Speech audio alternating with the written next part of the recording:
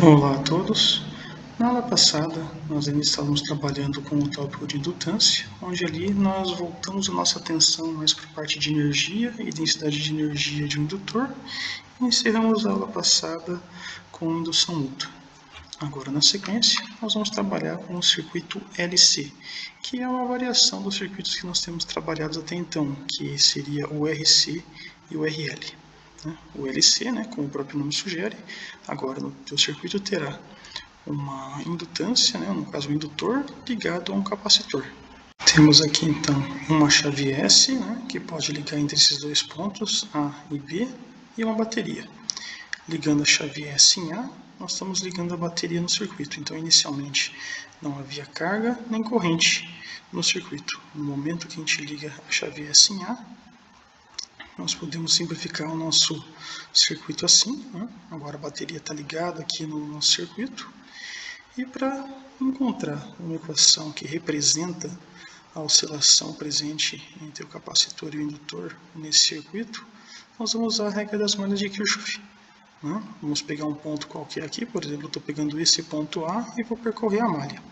Então, no instante que você ligou a bateria no circuito, nós temos uma FENL aqui representada por essa seta no sentido contrário da corrente, no caso aqui a FEN autoinduzida. Então, nós temos a primeira soma da diferença de potencial aqui vai ser negativa, menos FENL. Depois aqui nós temos a diferença de potencial no capacitor que é menos QC. Continuando percorrendo, estamos no sentido da seta, mais FEN. E fechamos o circuito igual a VA. Simplifica o VA com o VA, substitui a expressão para FENL aqui, passa os dois termos negativos para o outro lado da igualdade e podemos escrever a expressão dessa forma. LD dt mais Q sobre C igual a FEN. Lembrando que é igual a dQ dt, substituindo essa expressão aqui, temos essa equação diferencial de segunda ordem para poder resolver.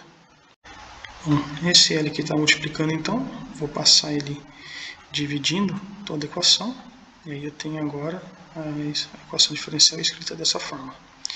Eu vou chamar esse termo aqui de V0, como eu estou fazendo aqui, e 1 sobre raiz desse termo, 1 sobre raiz de LC, eu vou chamar de ômega 0. Isso significa que esse termo vai ser V0, e esse termo que está acompanhando aqui, o Q, vai ser ômega 0 ao quadrado. Então, eu posso reescrever minha equação diferencial de segunda ordem dessa forma. Onde aqui o Q vai ser nossa variável dependente e o T é a variável independente. A solução geral para esse tipo de equação, ela é a soma da parte particular e da parte homogênea. A solução da parte particular, na verdade, é bem simples. Como nós temos aqui V0, que é uma constante, vou escrever a solução da parte particular como Q P de T igual a. Para encontrar quem é esse A, basta substituir essa equação aqui na equação diferencial. Então, como A é constante, a derivada de constante é zero, está aqui. Substituiu aqui no lugar do Q o A, então ficou ômega 0 ao quadrado, A, igual a V0. E aí isolo A. A igual a V0 sobre ômega 0 ao quadrado. O meu V0, como eu mostrei aqui, como eu estava falando aqui, V0 é igual a FEN sobre L, e ômega 0 é 1 sobre raiz de LC. Volto a substituir aqui, os L simplificam, e está aqui o meu A. A é igual a FEN vezes C. Aí é só substituir esse A aqui para achar a solução da particular. Então é essa daqui. Bom, para homogêneo, basta pegar agora esse lado da igualdade e fazer igual a zero. Então temos aí derivada segundo dt quadrado q mais ômega 0 ao quadrado q igual a zero. Beleza? Há várias formas para você resolver essa equação diferencial. Eu vou escolher, acho que é a mais simples, que é trabalhar com o d quadrado dt quadrado aqui na forma desse operador e encontrar as raízes dessa equação. Então agora temos d quadrado mais ômega 0 ao quadrado, de q igual a zero. O q passa dividindo, temos só isso aqui igual a zero. Então basta passar ômega 0 para o outro lado da igualdade.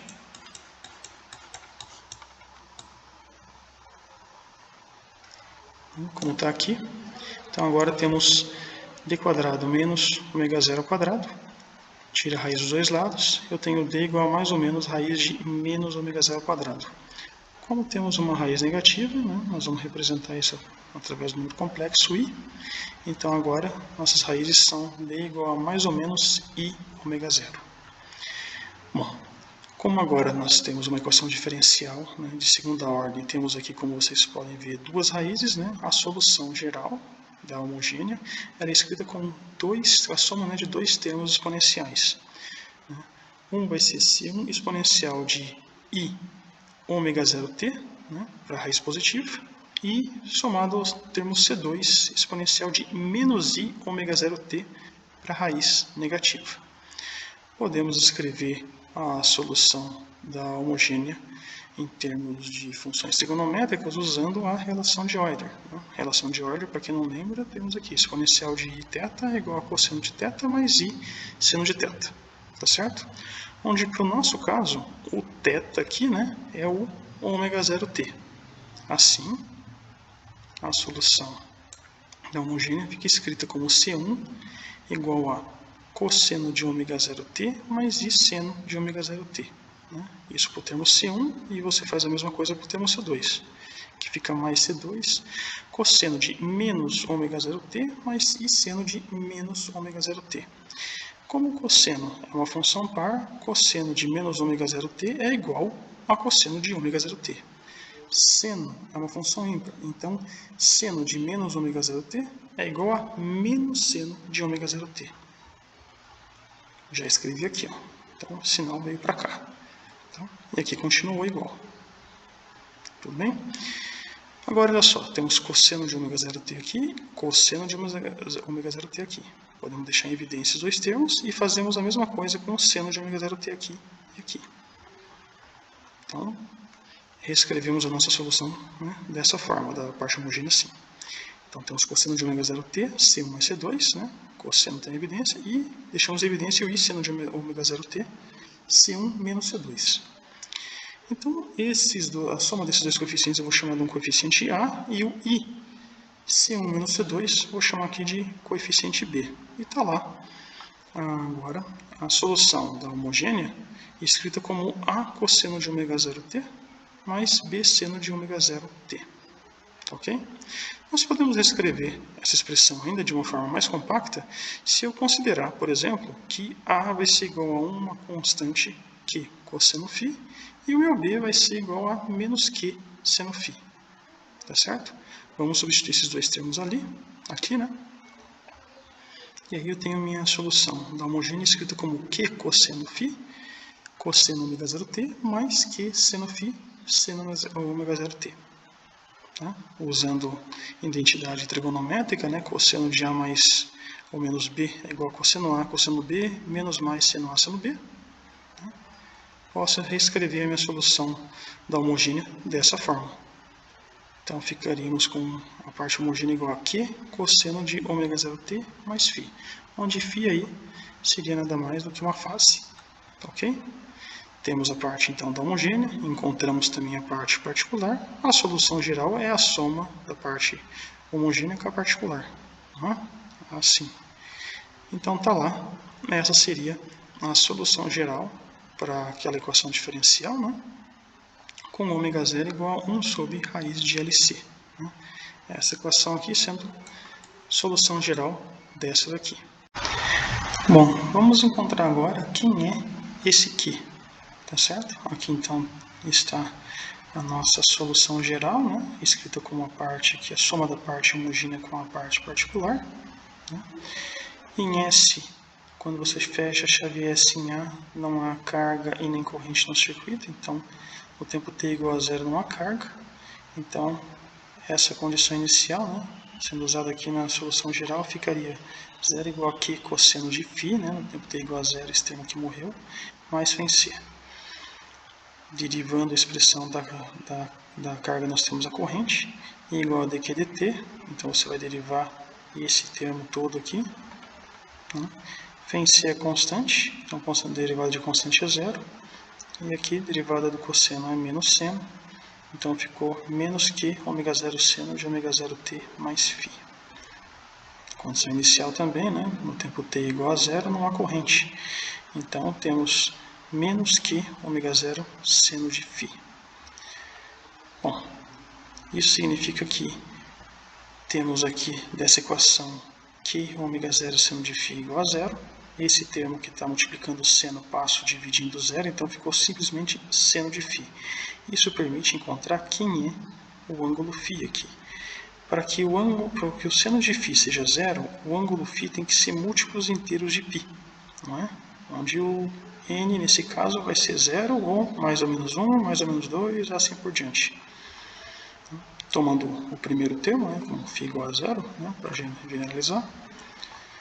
Substituindo então esse resultado na condição inicial relacionada com a carga, né, 0 igual a Q cosseno de φ mais φ em C.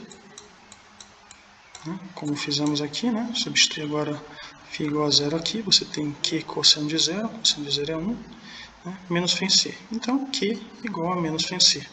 Substituir esse resultado, né, na solução geral da equação diferencial, né, aqui, substituir também φ zero aqui.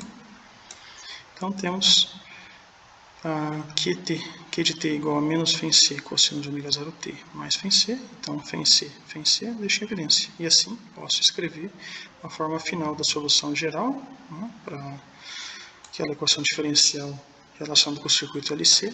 Essa forma destacada aqui. φ em C vezes 1 menos cosseno de ômega zero t. Podemos traçar o gráfico, né, dessa solução.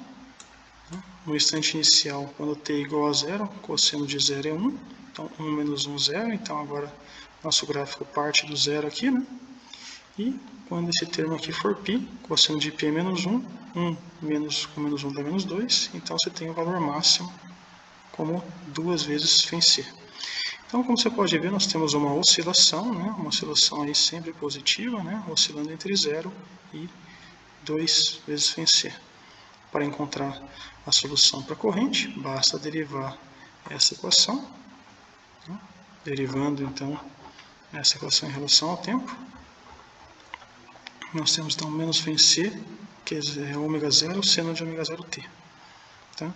Substituindo ômega zero como 1 sub raiz de LC, né? Para simplificar com os termos aqui, você pode escrever a solução para a corrente como I de t igual a raiz de C sobre L, φ seno de ômega zero t. Então, reparem que você tem agora uma oscilação para seno, né? Não vou fazer esse gráfico aqui, porque esse gráfico aqui já é trivial, né? Ele exatamente seria o oposto do cosseno. Quando um é máximo, o outro é mínimo. Isso sugere o seguinte: como agora você tem uma solução, tanto para a corrente quanto para a carga, e você sabe escrever a energia potencial, né, elétrica no capacitor e energia potencial magnética no indutor, no caso para o capacitor, a energia potencial elétrica é Q quadrado sobre 2C, e no indutor a energia potencial magnética é 1 meio de Li quadrado. Então, nesse caso, quando você tem máximo de energia no indutor, você tem mínimo de energia no capacitor. E vice-versa, quando você tem máximo de energia no capacitor, você vai ter mínimo de energia no indutor. Beleza? Bom, uma outra condição que nós precisamos avaliar aqui é quando agora você faz a chave S ligada em B. Quando você faz isso, você tira a bateria da jogada e a sua solução geral nesse caso, né, agora fica simplesmente Q de t igual a Q cosseno de ômega zero t mais φ, já que esse termo aqui é igual a zero. Nesse caso, podemos determinar a corrente derivando essa expressão. Então, I, né, sendo dq dt, você vai derivar a expressão para a carga, né, que nós tínhamos encontrado. Então, I igual a menos Q ômega zero seno de ômega zero t mais φ. A condição inicial agora, né, o tempo t igual a zero, você tem a carga no capacitor, um valor máximo no capacitor como φ em C, que seria o valor máximo, né, para o capacitor quando nós não temos bateria. A condição inicial para a corrente, o tempo t igual a 0, né, se você tem aqui o valor máximo, aqui tem que ser mínimo, que seria 0, né, menos que ômega zero seno de φ. Isso sugere então, né, como nós fizemos uma análise da outra vez, tomando a segunda condição aqui para a corrente, que seno de φ igual a 0 implica que o φ tem que ser múltiplos, né, de π. ou seja, n igual a 0, ou mais ou menos 1, ou mais ou menos 2, assim por diante. Novamente, fazendo no caso geral quando φ é igual a 0, né, e usando a condição inicial relacionada à corrente, que cosseno de φ é igual a φ c, quando φ é igual a 0, cosseno de 0 é igual a 1, Q igual a φ c. Substituindo na solução geral, temos que QT igual a φ c cosseno de ômega 0t. Então essa é a solução geral agora, né? Quando você liga a chave em B, tirando a bateria da jogada, né, para o circuito LC. Ok? E para achar a corrente, basta fazer a derivada, né, da carga.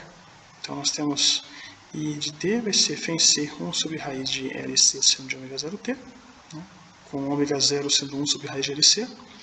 E está aí a expressão de T com menos raiz de CL φ seno de ômega 0t. As duas são equações, né, simples, né? Eu não vou traçar o gráfico aqui, porque cosseno e seno são fáceis de traçar. E uma é o inverso da outra, ou seja, quando você tem máximo de energia no capacitor, você tem zero no indutor e assim por diante. Eles ficam trocando energia um para o outro. Ok? Bom, nós vimos o circuito LC. Agora a sequência natural seria o circuito RLC, né? Esse aqui é um diagrama esquemático desse circuito. Agora, somado ao capacitor e indutor, você também tem uma resistência. Tá? Aqui nós temos uma chave que pode ser ligada em A e B, né? E a bateria. Tá certo? Então, inicialmente vamos ligar a chave S em A. Então você está ligando agora a bateria no circuito e ele fica mais simples, né? O nosso circuito ele fica escrito dessa forma, desenhado dessa forma aqui. Considerando então como só temos uma bateria a 1 centímetro da corrente, né? Como esse aqui, aparece então uma FEM autoinduzida, né? Com a seta nessa direção e nesse sentido, e nós vamos encontrar uma equação que descreve a oscilação desse circuito usando a regra das malhas de Kirchhoff. Vamos pegar um ponto A e vamos percorrer essa malha no sentido da corrente. Então nós temos o primeiro ponto como VA, o segundo ponto aqui, ó, menos IR, ó, menos FEM-L, menos Q sobre C e mais FEM, tá, no sentido da seta, igual a VA. Fizemos aqui. Tá? VA simplifica com VA. Temos essa equação diferencial aqui, lembrando que I é dQ dt, substitui nessa equação. E aí temos essa equação diferencial ordinária de segunda ordem, né, escrita com a variável dependente Q e variável independente T. Eu vou passar esse L que está aqui dividindo essa equação, né? Então temos d quadrado dt quadrado de Q mais R sobre L dQ dt mais Q sobre LC igual a φ sobre L. Bom, como fizemos antes, vou chamar o φ sobre L, né, de V0, né, 1 sobre raiz de LC, eu vou chamar de ômega 0, e agora tem esse termo aqui, ó, R sobre L, então eu vou fazer 2B igual a R sobre L, tá certo? E vou reescrever a minha equação diferencial, né, substituindo esses termos aqui, escrita dessa forma. Então, essa solução aqui, né, dessa equação diferencial, também é a soma do caso particular, né, com o caso homogêneo. A solução geral vai ser uma soma das duas. Eu vou fazer primeiro a do caso particular. Como o V0 é constante, a solução particular é bem simples.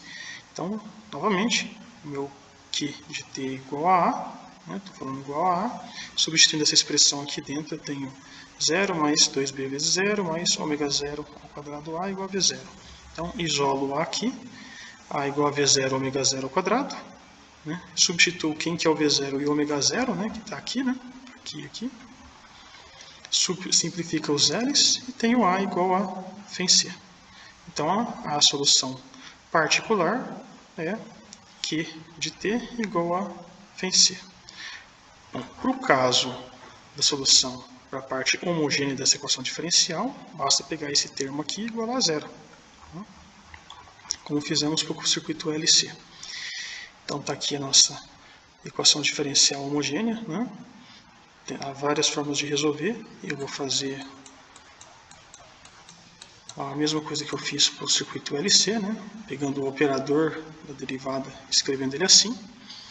E temos agora d quadrado mais 2bd mais ômega zero ao quadrado, né? Vezes Q. Passo o Q para o outro lado da igualdade e encontro a raiz, as raízes, no caso, né? Dessa equação aqui. É uma equação de Bhaskara, simples, né? O delta, então, fica escrito dessa forma. Né? Então, meu d é menos 2b mais ou menos, né? Raiz do delta. Então, agora eu tenho minhas raízes como menos b mais ou menos raiz de b quadrado menos ômega zero ao quadrado. Eu vou chamar esse termo dentro da raiz aqui de ômega ao quadrado. Tá? E fazendo isso, agora as minhas raízes, né, d vai ser igual a menos b mais ou menos raiz de ômega ao quadrado. Nesse caso, nós temos que estar atento, porque esse ômega zero aqui, ele pode ser maior, igual ou menor, né, que o b. E nós vamos aqui fazer uma análise separada de cada um desses casos. Vamos considerar então o primeiro caso, quando o b quadrado é menor que ômega zero ao quadrado. E levando em consideração que estamos resolvendo a equação diferencial da parte homogênea, ou seja, nós não estamos considerando a bateria nesse circuito, a troca de energia entre o capacitor e o indutor vai diminuindo conforme o tempo passa por causa da resistência presente nesse circuito. Tá, ok? Esse caso é conhecido como amortecimento subcrítico.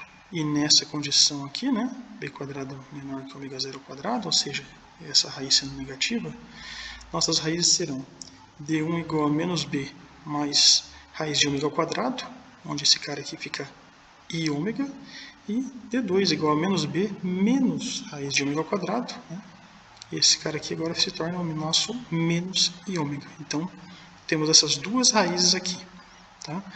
Uma equação diferencial de segunda ordem, né? Com duas raízes, a solução é escrita com duas exponenciais, né? A soma de dois termos aqui exponenciais, cada um com a sua raiz. A primeira vai ser C1, exponencial de menos b mais i ômega, tá vendo? Vezes t. E o segundo termo é C2, exponencial de menos b menos i ômega vezes t. Ok? Podemos reescrever essa expressão com a exponencial de menos bt, né? Para poder deixar em evidência nessa equação, como fizemos aqui. Ó. E aí, podemos escrever esse pedaço em colchetes aqui, esse termo em colchetes, em funções trigonométricas usando a relação de Euler. Lembrando que a equação de Euler é igual a exponencial de θ igual a cosseno θ mais i seno θ, né? Onde nosso θ nesse caso é o ômega t. Tá? Então podemos reescrever essa solução da homogênea como exponencial de menos bt, que vai ficar para a primeira parte aqui desse colchete é C1 cosseno de ômega t mais i seno de ômega t, né? Mais o segundo termo, que é C2 cosseno de menos ômega t mais i seno de menos ômega t. Relembrando que cosseno é uma função par, então cosseno de menos ômega t é cosseno de ômega t, e seno é uma função ímpar. Seno de menos ômega t é menos seno de ômega t. Assim, podemos escrever essa equação aqui dessa forma, né? Agora o sinal menos está aqui. E podemos agrupar esses dois termos em cosseno, né? Deixando em evidência, fazendo a mesma coisa com o seno, assim. Então agora nós temos essa equação, né? Exponencial de menos bt cosseno de ômega t C1 mais C2, né? Mais i seno de ômega t C1 menos C2. Vamos chamar esse C1 mais C2 de coeficiente A e esse I C1 menos C2 de coeficiente B, o que permite reescrever, né, essa solução da homogênea, né, dessa forma aqui. Exponencial de menos bt, A cosseno de ômega t mais B seno de ômega t. Como fizemos para o circuito LC, nós podemos reescrever essa expressão de uma forma mais compacta ao considerar o coeficiente A como Q cosseno φ e B igual a menos Q seno φ. Fazendo isso, a expressão para a solução homogênea fica escrita assim, né? Exponencial de menos bt, Q cosseno φ, Q cosseno ômega t, mais Q seno φ, seno ômega t. Usando a identidade trigonométrica, né, conhecida, cosseno de A mais ou menos B é igual a cosseno A cosseno B, menos mais seno A seno B. o que permite escrever a solução da homogênea dessa forma: Q exponencial de menos bt, cosseno de ômega t mais φ. Tá ok? Nós podemos traçar o gráfico, né, dessa função, né, levando em consideração que agora, olha só, nós temos duas funções variando com o tempo, a parte exponencial e uma parte, né, trigonométrica. Essa parte aqui, cosseno de ômega t mais φ, é a parte oscilante, não é? Você vai ter uma oscilação, só que ela vai ser limitada pela exponencial menos bt, ok? Essa aqui é como se fosse a nossa função dominante, vamos dizer assim. Num tempo t igual a zero, cosseno de ômega t e o φ considerando zero, né? Cosseno de zero seria 1, exponencial de menos zero é 1 também, então a tua carga aqui, em função de t, quando t é igual a zero, é simplesmente Q1, que é o nosso ponto de partida. Conforme o tempo passa, a parte exponencial você tem um comportamento exponencial, né, uma linha assim, e o cosseno de ômega t mais φ, que seria uma oscilação partindo de Q, limitada pela função exponencial. Então você tem esse comportamento oscilante amortecido, né, subcrítico, que vai a zero num tempo t muito longe, muito grande, desculpa. Beleza? Para a solução geral, basta somar essa solução da homogênea com a solução particular que nós havíamos encontrado. E aí temos QT igual a φc mais Q exponencial de menos bt cosseno de ômega t mais φ. Tá? Então essa aqui é a solução geral, né, a soma da particular, que era φc, com a homogênea que nós acabamos de encontrar. O próximo caso que nós vamos estudar é o amortecimento supercrítico, né? Onde agora, né, b quadrado é maior que ômega zero quadrado. Né? Nesse caso aqui, no subcrítico, era o contrário, o b quadrado era menor que ômega zero quadrado, o que você tinha lá aquela raiz negativa, né, que a gente considerou. Nesse caso, as raízes ficam assim, d1 igual a menos b mais ômega e d2 igual a menos b menos ômega. Nesse caso supercrítico, você tem o maior amortecimento dos três casos. Tá ok? Então, como nós estamos lidando com uma equação diferencial de segunda ordem, e você tem aqui duas raízes, a solução, né, é escrita em termos de duas exponenciais. Então, você tem C1 exponencial dessa primeira, menos b mais ômega vezes t, e da segunda, que é C2 exponencial de menos b menos ômega vezes t. Tá ok?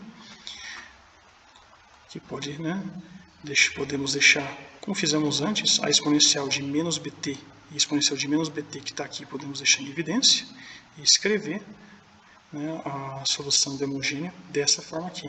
Né, agora com C1 exponencial de ômega t mais C2 exponencial de menos ômega t.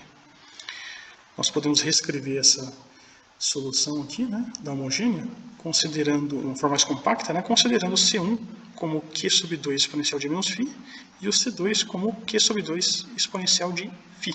Né? Dessa forma, como fizemos aqui, né? Basta substituir C1 aqui e C2 aqui.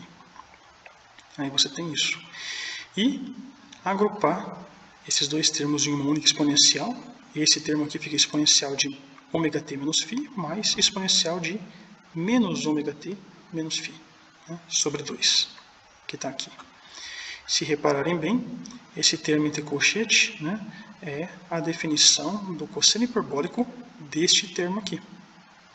Né? Dito isso, podemos reescrever a solução da homogênea dessa forma aqui. E está lá. Então, a solução da homogênea como Q exponencial de menos bt, cosseno hiperbólico de ômega t menos φ. Tá certo? Novamente, nós temos aqui na nossa solução duas funções, né, variando com o tempo. Uma é essa aqui, né, cosseno hiperbólico, e a outra é exponencial, né, de menos bt.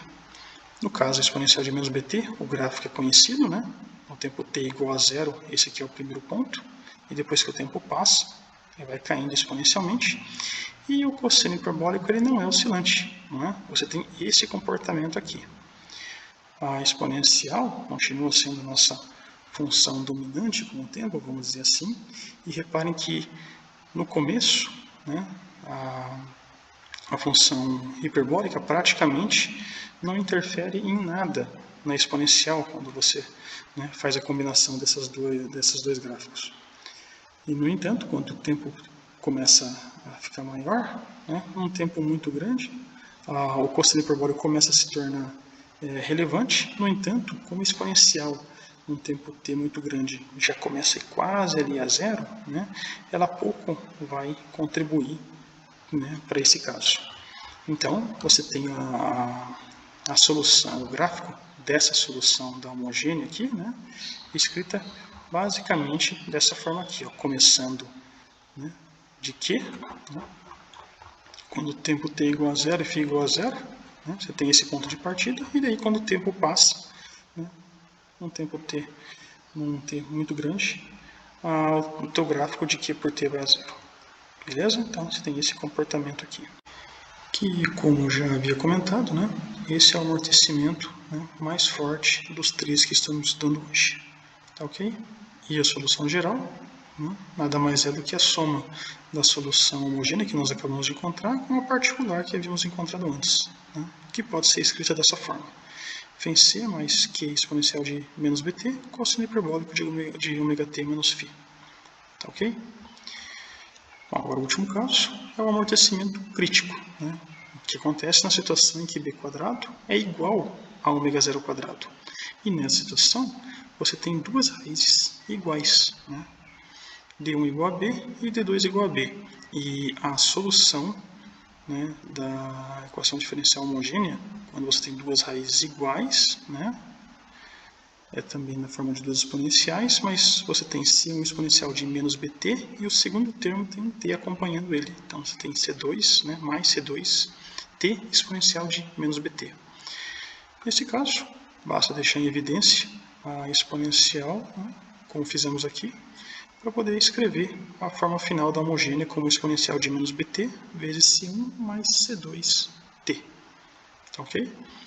E para poder traçar o gráfico, né, dessa solução homogênea, você tem C1 mais C2t, né, que é uma função do tempo, e a exponencial de menos bt, né, que também é outra função do tempo. O gráfico de C1 mais C2t tem esse comportamento, né, no tempo t igual a zero você só tem C1, então a parte daqui depois sobe linear, correto? E exponencial de menos t, que já sabemos como que é, né? Quando t igual a zero, o primeiro ponto é aqui, né? Exponencial de menos 0 a 1, e depois que o tempo passa, ele vai caindo exponencialmente. Isso significa, então, que no começo você tem alguma contribuição, né, dessa parte linear, e depois a tua função dominante, né, continua o gráfico. Então você tem o ponto de partida com C1, uma vez que no tempo t igual a zero, esse cara aqui vai ser 1, esse cara aqui vai ser 0, e só sobra o C1. Né? Então você tem no início uma contribuição leve aqui dessa parte da função, né, seguida da exponencial que domina o restante. Tá certo? Então você tem uma breve oscilação e depois uma queda exponencial até zero.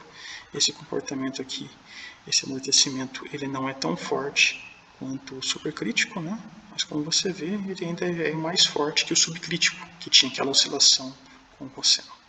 Tá ok? E a solução geral, né? Só para escrever ela aqui, soma da particular com a homogênea. A homogênea a gente acabou de mostrar aqui, né? Que é essa.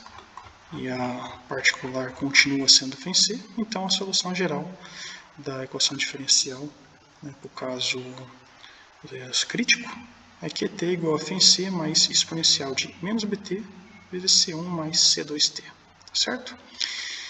Vale lembrar agora, pessoal, fazer uma comparação com o que vocês viram em Física 2 com o sistema bloco-mola. Lembram? Quando você tinha lá um bloco sobre uma superfície com atrito presa a uma mola, quando você tinha lá as oscilações, você tinha o mesmo comportamento que você está tendo aqui com o circuito RLC.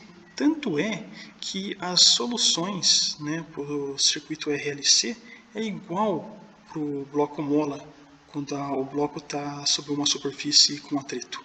Né? Quando você não tem atrito, né, a solução fica parecida, daí, no caso, com o circuito LC. Tá? Repara na simetria que há nessas soluções que nós encontramos hoje, né, para o circuito RLC e para o LC, com o que vocês viram em Física 2, quando você tinha o sistema bloco-mola né, quando o bloco estava com atrito e sem atrito. É o mesmo cálculo, é o mesmo raciocínio, só que aqui nós estamos lidando com eletricidade e magnetismo, tá certo? Tudo bem então, pessoal? Como eu sempre falo para vocês, né, uma das palavras-chave desse curso é simetria. Como um comentário final, além dessas oscilações com amortecimento crítico, supercrítico e subcrítico, tem um outro tipo de oscilação chamada oscilação forçada, onde nesse caso a sua FEM ela não seria constante, como nos casos que nós tratamos hoje. Tá? Ela seria uma função do tempo e variaria com uma função trigonométrica, por exemplo, do tipo seno. Então, além, né, do amortecimento ocasionado pela resistência elétrica, né, no circuito, você também tem a variação, né, provocada pela queda da função trigonométrica da FEM. Entendeu? Esse tipo de oscilação ela seria, vamos dizer assim, melhor estudada quando você estivesse tratando de corrente alternada, onde aí você já tem a tua FEM variando, né, uma função seno. Então esse tipo de amortecimento ficaria para um próximo estudo. Tá ok? Então é isso, pessoal. Ficamos por aqui. Né? Até a próxima.